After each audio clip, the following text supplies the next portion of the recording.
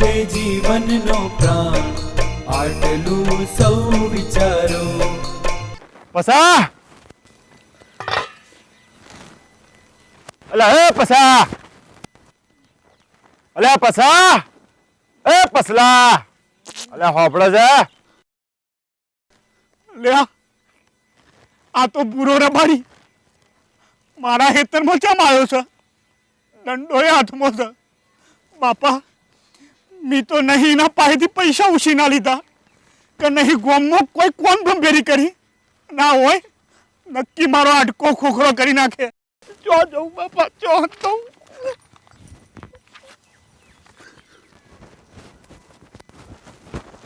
એ પસા હા ચમ હે પસા બહુ ચરબી ચડી છે તને હે?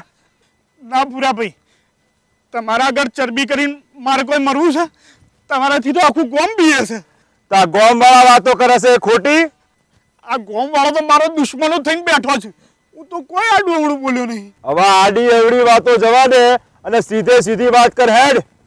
બોલો ને ભૂરા ભાઈ તમારે કોઈ પૂછવું છે? હા પસા આખા ગામના ખેડૂતો પાણી વગર રાડારાડ કરે છે અને આ તારા ખેતરમાં પાણી ચોથી આવ્યું? હા આ પાણી ચોથી લાવ્યો તું? એમ વાત છે ભૂરા ભાઈ, હું તો બીયો તો ખાલી ખોટો. જો હું તમને કહું, ગયા ચોમાસામાં જે વરસાદનું પાણી પડ્યું ને એ વેળામાંથી સીધું પાઇપો દ્વારા ઉતાર્યું મારા કૂવામાં, એટલે કૂવો થઈ ગયો સલોસલ. ત્યાં ઉનાળાની સિઝન સુધી એ પિયતથી મેં બધું પકાવ્યું ઈનો. અલ્યા એ ગોડિયા ભાઈ આ વાત તારે મારા ઘેરાઈ ના કેવી જોઈએ? હા આવ્યો તો ને પહેલો તમારા ઘેર આવ્યો હતો, પણ તમે તો પાહેના ગામમાં કોકનું ખોખરો કરવા ગયા હતા. હું તો બીખનો મારો પાછો આવી ગયો. અલ્યા પસલા આખા ગામના ખેડૂતો બિચારા પાણી વગર ખોખરા થઈ ગયા છે, પણ મને તું એ કે આ પાણી લાવવામાં આ કૂવામાં ઉતારવામાં અને તું પેલું કહેશે ને આ રિચાર્જ કરવામાં આ એમાં ખર્ચો કેટલો થાય? હે એટલે મારું હારું આ કરવું કેવી રીતે પડે?